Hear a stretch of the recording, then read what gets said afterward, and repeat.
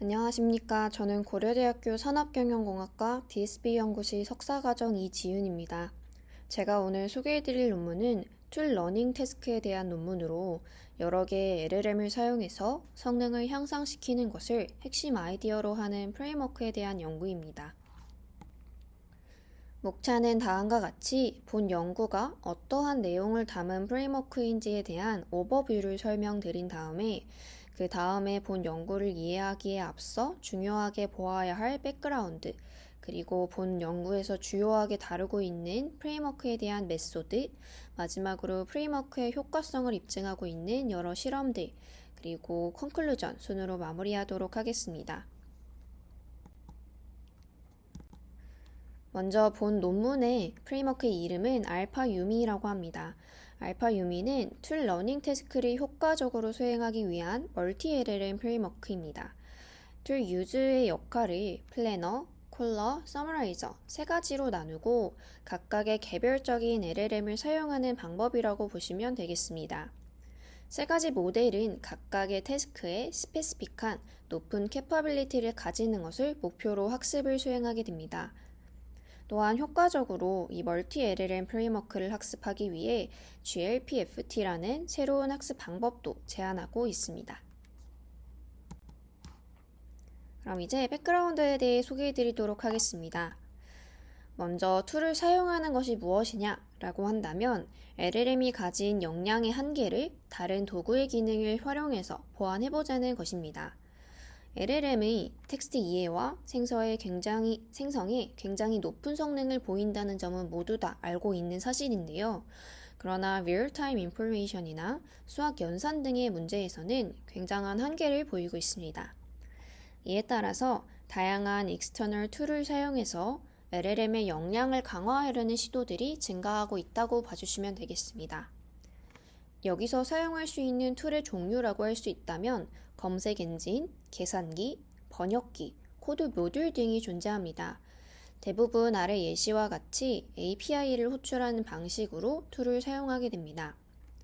이때 LLM은 다양한 태스크에서 실제 언제, 어떻게 익스터널 툴을 사용할지 판단하기도 한다 라고 봐주시면 되겠습니다.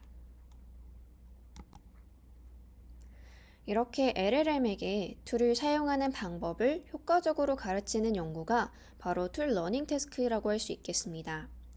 이렇게 툴을 효과적으로 사용하기 위해서는 굉장히 필요한 역량이 많습니다.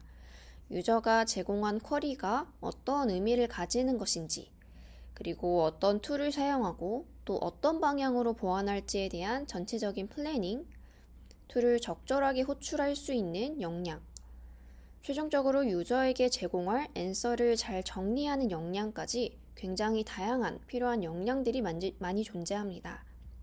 하지만 기존 연구들은 이 모든 역할들을 단순히 하나의 LLM만을 사용해서 해결하고 있습니다. 이에 따라서 성능이 높아지기 어렵고 또 모델의 크기가 작다면 태스크 자체를 제대로 수행하지 못한다는 한계점이 존재합니다. 이에 따라서 본 연구의 알파유미 프레임워크는 툴 러닝 태스크에 필요한 역할들을 작게 여러 가지로 쪼개고 각각을 별도의 LLM으로 수행하는 멀티 LLM 프레임워크를 적용하는 것으로 모델이 가질 수 있는 부담을 줄이는 그런 핵심 아이디어를 가지고 있습니다. 이런 툴 러닝 연구 중에 가장 주요하게 보아야 할 것이 바로 툴 LLM 연구입니다. 데이터셋을 구축하는 것부터 시작해서 이렇게 구축한 데이터를 활용해서 모델을 학습하고 학습된 모델의 성능을 평가하는 것까지 일련의 과정을 수행한 연구라고 할 수 있습니다. 또한 기존 연구에서 오픈소스 측면이 부족하다는 점을 보완하고자 제작한 데이터셋, 학습한 모델, 연구의 전체적인 부분들을 모두 공개하고 있다는 특징이 있습니다. 세 가지 요소 모두 오늘 소개해드릴 실험에서 사용하고 있는 부분이라서 조금 더 설명드려 보도록 하겠습니다. 먼저 데이터셋 같은 경우에는 툴벤치라는 이름을 갖습니다. 이는 챗 GPT로 생성하고 있고 인스트럭션 튜닝 데이터셋이라고 봐주시면 되겠습니다. 이 툴벤치 데이터로 학습한 라마2 모델이 바로 툴라마라는 모델입니다. 주어진 인스트럭션에 대해 적절한 솔루션 패스를 생성하는 것을 목표로 하고 있습니다. 또한 툴 이벨은 이렇게 학습된 LLM의 툴 유즈 어빌리티를 평가하기 위한 또 다른 이벨리에이션 메소드라고 봐주시면 되겠습니다. 여기 예시를 한번 보시면 다음과 같이 인스트럭션으로 명언을 추천했을 때 이렇게 최종적인 앤서를 찾기 위한 솔루션 패스를 찾아 나가는 것이라고 보시면 되겠습니다. 인스트럭션을 해결하기 위해 A2를 호출하고 리스폰스를 기반으로 그 다음 액션, 즉 B2를 호출하고 이런 여러 순차적인 과정을 솔루션 패스라고 하고 이 과정을 통해 이와 같이 최종적인 앤서를 도출하는 것을 목적으로 합니다.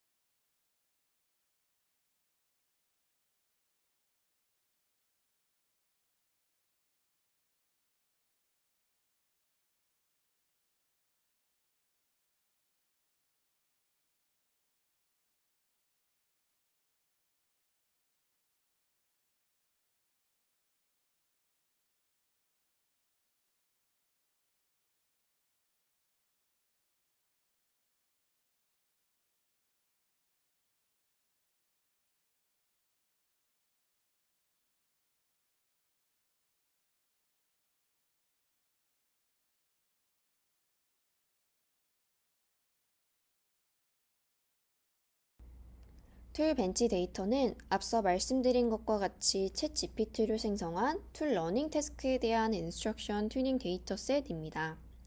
오픈소스, 라지 스케일, 하이 퀄리티라는 세 가지 특징을 갖고 있고 래피드 API에서 수집한 약 16,000여 개의 리얼월드 API를 사용해서 다양한 인스트럭션과 툴을 포함하고 있는 데이터셋입니다.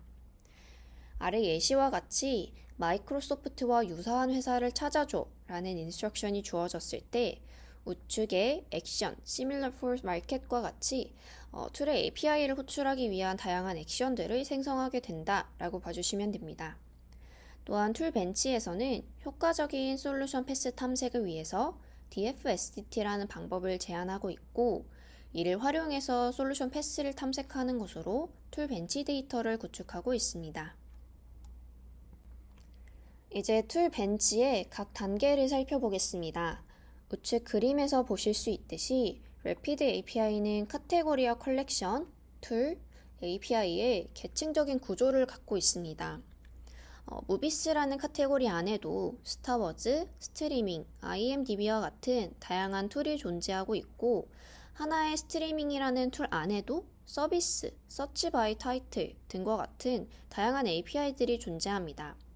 또한 각각의 API는 아래 API 도큐멘테이션과 같이 API 이름이 무엇인지, 어떻게 사용하는 것인지, 호출했을 때 어떠한 예시 아웃풋을 가지고 있는지 등에 대한 상세한 정보들이 포함되어 있고 이 첫 번째 API 컬렉션 단계에서는 래피드 API에서 5만여 개의 리얼월드 API를 수집하는 것과 동시에 각 툴마다 상세한 메타데이터를 함께 수집하고 있습니다.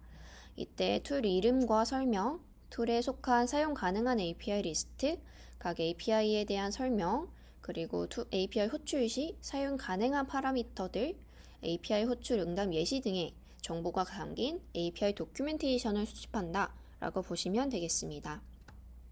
수집된 5만여 개의 API 중 아래 필터링 기준을 통해서 약 16,000여 개의 API만 남겨서 3,400여 개의 툴을 사용하고 있다라고 보시면 되겠습니다. 이때 사용하고 있는 필터링 기준으로는 각 API가 실제 작동하는지, API 호출하고 나서 응답까지의 시간이 너무 길진 않은지, 품질이 너무 낮진 않은지 등을 평가하게 됩니다. 두 번째 인스트럭션 제너레이션 단계에서는 사용할 수 있는 API 리스트가 주어지고 리스트에 있는 API를 써서 해결할 수 있는 그 인스트럭션을 생성하는 단계입니다. 리얼월드 상황에서는 단일 툴만 사용하지는 않기 때문에 아래 두 가지 시나리오를 사용하고 있습니다. 첫 번째로 싱글 툴 같은 경우에는 한 개의 툴만 사용해도 인스트럭션을 해결 가능한 그런 시나리오라고 보시면 되겠고 I1이라고 호칭하고 있습니다. 두 번째로 멀티툴 시나리오는 Rapid API의 가장 상단 분류인 카테고리 및 컬렉션에 따라서 I2와 I3로 나누어지게 되고 여러 개의 툴을 사용해야만 인스트럭션이 해결할 수 있는 그런 시나리오를 의미합니다. 그 다음 솔루션 패스 어노테이션 단계입니다. 이때에는 앞에서 생성한 인스트럭션에 대한 밸리드 솔루션 패스를 탐색하게 됩니다. 매 스텝마다 인스트럭션, 이전 스텝들의 시행착오인 히스토리, 샘플드 API 리스트를 바탕으로 그 다음 넥스트 액션을 생성하게 됩니다. 인스트럭션에 대해 액션을 생성하고 툴을 호출해서 리스폰스를 받고 다시 액션을 생성하는 우측 상단의 회색 네모 박스의 과정을 반복한 다음에 마지막에서 파이널 앤서를 생성할지 혹은 인스트럭션에 대한 해결을 포기할지 선택하게 되는 커다란 흐름을 갖고 있습니다. 여기서 솔루션 패스를 탐색할 때 DFS를 적용하는 DFSDT 탐색 방법을 활용합니다. 왼쪽 그림처럼 하나의 패스를 탐색하기 시작하면 패스가 가능한지 끝까지 깊게 탐색해 본 다음에 fail이면 처음으로 돌아가서 인스트럭션을 해결할 수 있는 새로운 API를 선택하는 것으로 솔루션 패스를 탐색하게 됩니다. 이런 방식으로 모든 인스트럭션에 대해 밸리드 솔루션 패스를 가지는 경우에만 필터링하게 되고 이를 통해 최종 약 12만 개의 데이터를 구축하게 됩니다. 다음은 LLM의 툴 유저 어빌리티를 평가하는 툴 리벨입니다. 이는 패스 레이트과 윈 레이트라는 두 가지 지표로 구성됩니다. 먼저 패스 레이트 같은 경우에는 인스트럭션을 성공적으로 해결하는 그 비율에 대한 값입니다. 평가 지표로는 패스, fail, unsure 세 가지로 평가를 하게 되는데 이때 사용하고 있는 인스트럭션 자체가 앞선 단계에서 직접 생성한 것이기 때문에 해당 인스트럭션이 실제로 해결을 할 수 있는지 그 여부에 따라서 각각의 세세한 기준을 제공하고 있습니다. 예시로 보시면 먼저 인스트럭션을 해결할 수 있는 그 가능일 때 모델이 파이널 앤서를 도출하게 되는 경우 완벽하게 인스트럭션을 해결할 수 있는 앤서를 생성한다면 당연히 패스라고 판단하게 되지만 만약에 파이널 앤서를 생성했음에도 불구하고 실패하는 경우일지라도 모든 API를 시도했다면 패스라고 간주하게 되는 것입니다. 그럼 이제 알파 유미의 본격적인 메소드에 대해 설명드리도록 하겠습니다. 본 논문의 프레임워크인 알파 유미는 툴 러닝 태스크에서 수행해야 할 역할을 세 가지 서브 태스크로 나누고 있습니다. 각각의 서브 태스크는 개별적인 하나의 SLLM이 집중 학습하는 것으로 해당 캐파빌리티에 대한 우수한 성능을 보장하게 됩니다. 플래너, 콜러, 서머라이저 세 가지 컴포넌트로 구성되게 되고 플래너가 전체 프로세스의 의사결정을 수행하는 부분으로 가장 핵심적인 부분이라고 보시면 되겠습니다. 플래너는 현재 시스템의 상태를 기반으로 콜러와 서머라이저에게 전달할 레셔네일을 생성하게 됩니다. 콜러와 서머라이저는 플래너가 전달한 레셔네일을 기반으로 각각 적절한 툴을 호출하거나 혹은 레셔네일과 실행 기록을 바탕으로 최종적인 앤서를 생성하는 역할을 맡게 됩니다. 알파 유미는 하나의 인스트럭션에 대해 역할이 다른 세 가지 LLM을 종합적으로 활용해서 인스트럭션을 해결하게 되는 멀티 LLM 프레임워크를 갖고 있습니다. 그림의 하단에 위치한 부분이고 플래너를 기준으로 컬러와 서머라이저가 상호작용을 하면서 인스트럭션을 해결해 나가게 된다라고 이해해 주시면 되겠습니다. 전체적인 워크플로우는 다음과 같습니다. 이는 첫 번째로 태스크 인스트럭션 부분, 그리고 태스크 해결을 위해 플래너와 컬러가 서로 상호작용, 답을 도출하는 시도를 반복하는 부분, 마지막으로 최종적인 앤서를 생성하는 부분, 세 가지 정도로 나눠볼 수 있겠습니다. 전체 워크플로우를 찬찬히 살펴보자면 전체 프로세스의 인풋으로 먼저 유저 인스트럭션이 주어지게 됩니다. 인스트럭션으로는 1 더하기 3을 계산해줘와 같은 태스크에 대한 지시사항이라고 봐주시면 되겠습니다. 그 다음으로 플래너는 태스크 해결을 위한 계획을 수립하게 됩니다. 이를 레셔네일 생성이라고 할 수 있겠습니다. 이 레셔네일에는 콜러를 호출해서 툴을 사용하겠다라는 의견을 담을지 혹은 서머라이저를 호출해서 최종적인 앤서를 생성할지 두 가지 중 선택해서 사용하게 됩니다. 만약 플래너가 콜을 호출해서 툴을 사용하겠다라는 의사결정을 내린 경우에는 넥스트 콜러를 레셔네일에 포함하게 됩니다. 이때 콜러는 적절한 툴을 호출하기 위해 호출할 툴에 대한 리퀘스트를 담은 액션을 생성하게 되고 이 액션을 실제로 호출해서 툴 호출의 결과물인 옵저베이션을 얻게 됩니다. 이렇게 얻은 옵저베이션을 다시 플래너에게 전달해서 플래너가 이 툴 호출의 결과물을 참고하는 것으로 태스크 해결을 위한 새로운 계획을 수립하게 됩니다. 만약 플래너가 판단했을 때 이 전까지 얻은 정보를 통해서 인스트럭션에 대한 태스크를 해결할 수 있겠다라고 판단한 경우에는 레셔네일의 넥스트 서머라이저를 포함시키게 됩니다. 이를 통해서 서머라이저를 호출해서 이전 단계들에서 얻은 정보를 활용해서 최종적인 앤서를 생성하게 됩니다. 그러나 만약에 플래너가 판단했을 때 여러 차례의 콜러를 호출하고 레셔네일을 생성해서 전반적인 프로세스를 진행했음에도 불구하고 이 인스트럭션 자체를 해결할 수 없겠다, 더 시도해도 태스크를 수행할 수 없다라고 판단한 경우에는 레셔네일을 넥스트 기브업을 포함시키게 되고 이를 통해서 실행을 종료하면서 태스크를 포기하는 선택을 하게 될 수도 있습니다.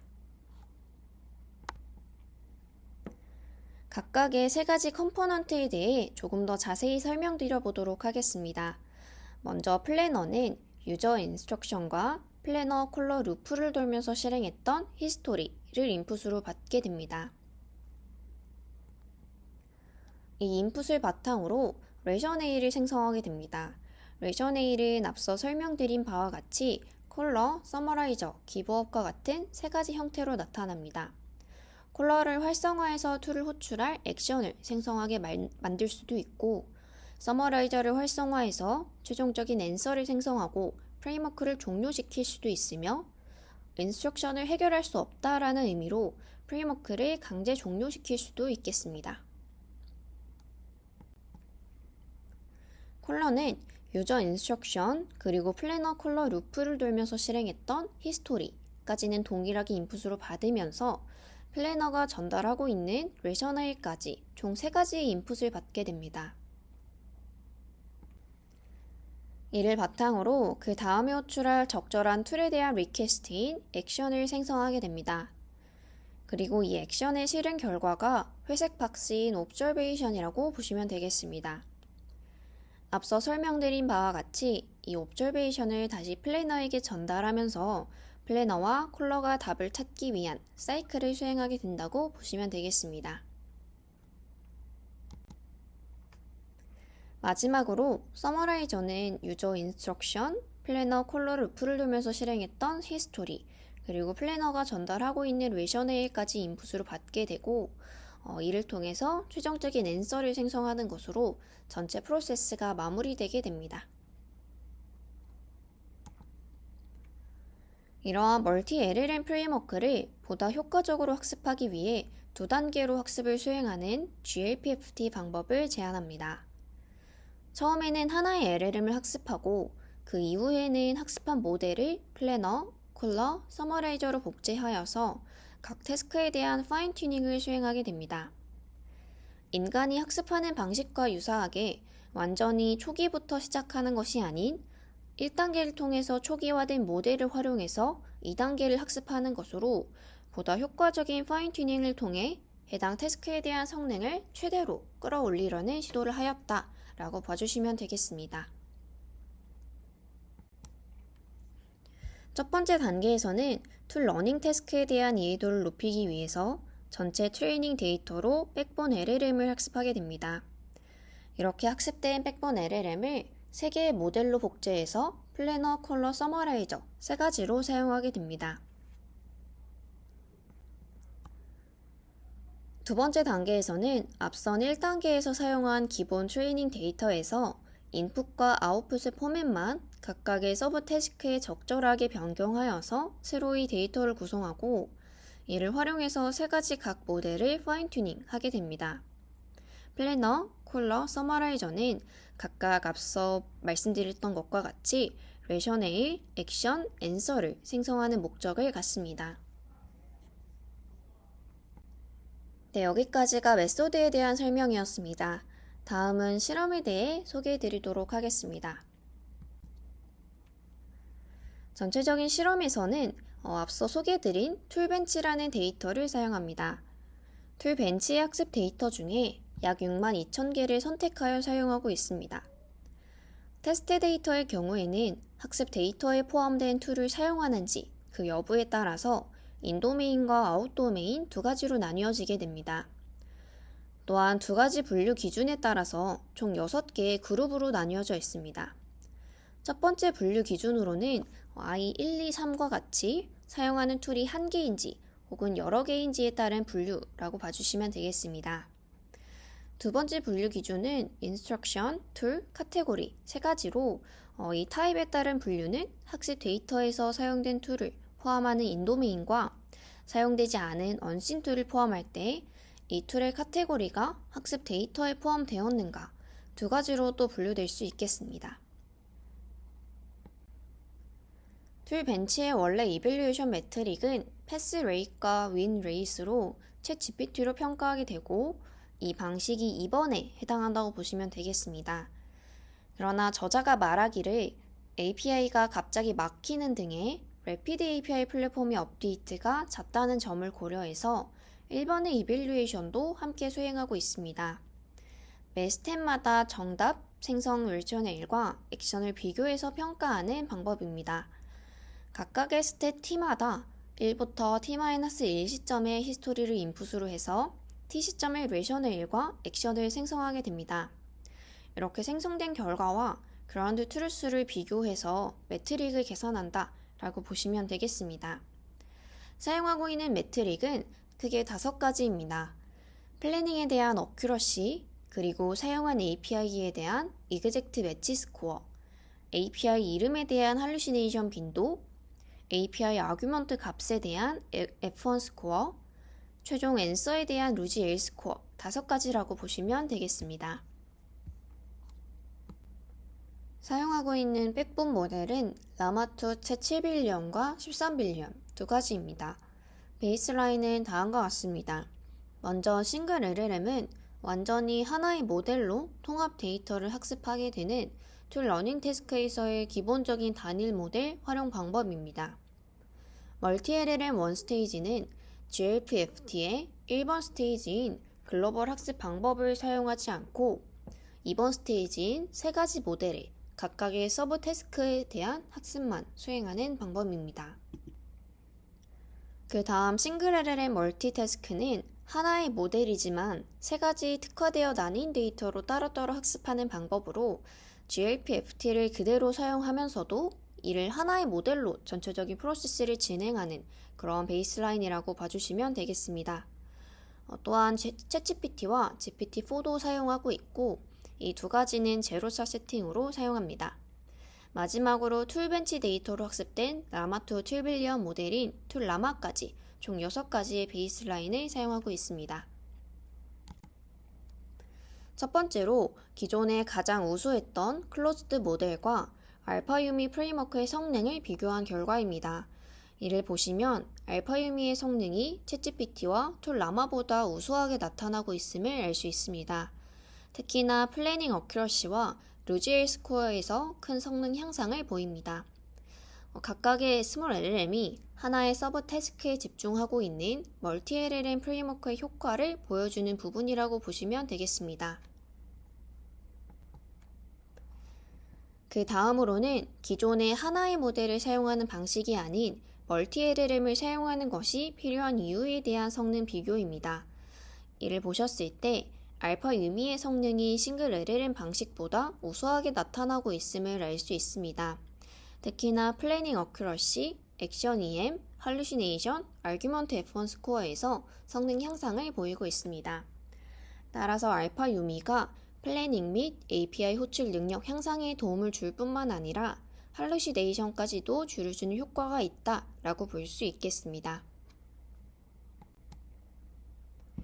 그 다음으로는 작은 모델을 여러 개 사용하는 것으로 우수한 성능을 낼 수 있겠다라는 점을 보여준 실험 결과입니다. 우선 먼저 알파 유미의 두 가지 사이즈의 모델을 비교했을 때에는 7빌리언 모델보다 13빌리언 모델의 성능이 더 우수하게 나타났습니다. 이는 곧 모델의 크기가 커질수록 툴 사용 능력이 향상됨을 의미합니다. 그럼에도 7빌리언 알파 유미의 성능이 13빌리언 싱글 LLM보다 우수하게 나타나고 있습니다. 이에 따라서 알파 유미라는 프레임워크 자체가 작은 모델로도 충분히 성능을 끌어올릴 수 있는 그런 프레임워크다라는 점을 보여주고 있습니다. 그 다음으로는 GFFT라는 학습 방법의 효과를 보여주고 있는 실험 결과입니다. 알파 유미의 성능이 멀티 LLM 원스테이지와 싱글 LLM 멀티태스크 방식보다 우수하게 나타나고 있습니다. 특히나 멀티 LLM 원스테이지는 API 호출 관련 지표에서 싱글 LLM 멀티태스크보다도 낮은 성능을 보이고 있습니다. 멀티 LLM 원스테이지 베이스라인 같은 경우에는 1번 스테이지의 효과를 보여주는 부분으로 단순히 각 서브 태스크로 학습만 해도 되는 것 아닌가에 대한 것을 좀 보여줄 수 있는 베이스라인이라고 할 수 있겠습니다. 따라서 멀티 LLM 원스테이지의 성능이 더 낮은 것에 대해서는 각 모델을 서브 태스크에 대해 바로 학습을 시키게 되면 모델의 툴 러닝 태스크에 대한 이해도가 낮아지기 때문이다 라고 짐작해 볼 수 있겠습니다. 두 번째로 싱글 LLM 멀티태스크의 경우에는 똑같은 모델을 3개로 복제하는 거라면 한 개의 모델로 그냥 학습해서 진행해도 되는 것 아닌가에 대한 부분을 해소할 수 있는 베이스라인이라고 봐주시면 되겠습니다. 하지만 성능을 보았을 때 알파 유미보다 싱글 LLM 멀티태스크의 성능이 낮게 나타나고 있고 이에 따라서 동일한 모델 크기 그리고 더 작은 경우에서도 결국 하나의 단일 모델을 사용한다는 것은 세 가지 역할을 모두 수행하기에는 버겁다라고 해석할 수 있겠습니다. 전체적인 결과를 보았을 때 GFFT가 툴 러닝 태스크의 효과적인 학습 방법임을 알 수 있겠습니다. 그 다음으로는 솔루션 패스를 탐색하는 두 가지 방식에 대해 모델들을 테스트한 결과입니다. 리액트는 COT와 비슷한 프롬프팅 방법 중 하나로 툴 러닝 태스크에서는 인스트럭션에 대해 생각, 행동, 관찰 이 세 가지 단계를 반복하게 되고 액션을 생성한 다음에 API 콜을 호출하고 이 콜의 API 리스폰스를 관찰하면서 다시 그 다음 액션을 생성하는 이 반복적인 과정을 통해서 솔루션 패스를 탐색해 나가게 됩니다. 다만 DFSDT랑 조금의 차이점이라고 한다면 단일 패스를 시도해서 성공과 실패를 판단하게 되고 만약에 이게 실패한다 하더라도 그 다른 패스를 탐색하지는 않는다라는 차이점을 갖고 있습니다. 실험 결과를 보시면 알파 유미의 성능이 챗 GPT와 툴 라마보다 우수하게 나타나고 있습니다. 패스레이스에서는 평균 6.1, 10.2 우수하게 나타나고 있고 린 레이스에서는 평균 1.6, 5.9 정도 더 우수하게 나타나고 있습니다. GPT-4보다 린 레이스는 낮게 나타나고 있으나 일부 패스레이스에서는 유사하거나 높은 성능을 보입니다. 전체적인 실험 결과를 좀 요약해보자면 멀티 LLM 에이전트가 툴벤치의 다양한 지표에서 베이스라인보다 우수한 성능을 보여주었기 때문에 멀티 LLM 프레임워크인 알파 유미의 효과성을 입증하였다라고 할 수 있겠습니다. 여기까지가 전반적인 연구에 대한 설명이었습니다. 이제 컨클루전을 말씀드린 후에 본 발표를 마무리하도록 하겠습니다. 본 연구의 목적은 스몰 LLM을 활용해서 준수한 툴 러닝 태스크의 성능을 달성하는 것이었습니다. 이를 위해서 툴 러닝 태스크의 역할을 세 가지로 나누어서 학습하는 멀티 LLM 프레임워크인 알파 유미를 제안합니다. 또한 이 알파 유미를 학습할 때 멀티 LLM 프레임워크의 효과적인 학습을 위해서 GAP-FT라는 학습 방법을 제안하고 있고, 이를 활용해서 학습을 수행합니다. 하나의 큰 LLM을 사용하는 방법보다 여러 개의 작은 LLM을 사용하는 방법이 더 우수할 수 있겠다라는 가능성을 보여준 연구라고 할 수 있겠습니다. 이상으로 발표 마치겠습니다. 감사합니다.